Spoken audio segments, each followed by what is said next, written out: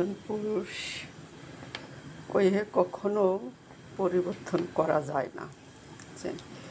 সে পুরুষ যদি সত্যিকারে তোমারে ভালোবাসে, সে অবশ্যই তোমার অপছন্দ কাজগুলো ছাইড়ে দেবে। আর যখন দেখো যে পুরুষ তার বউয়ের অপছন্দ কাজগুলো শতবার বউ হুঁশ করার পরেও যদি করে যায়, তার মনে করবো যে না, সে পুরুষ কখনো তোমার ভালোবাসে নাই। একটা পুরুষ একটা বউর কাছে কখনো চাওয়া পাওয়া থাকে না, ঠিক আছে? চাওয়া পাওয়ার কাছে একটা পুরুষ একটা বউর কাছে কখনো থাকে না। যে পুরুষ ভালোবাসতে পারে সে সব সময়ের জন্য নিজেকে বেটার রাখবে কেন, যে তার বউর চোখে সে ভালো হওয়ার জন্য।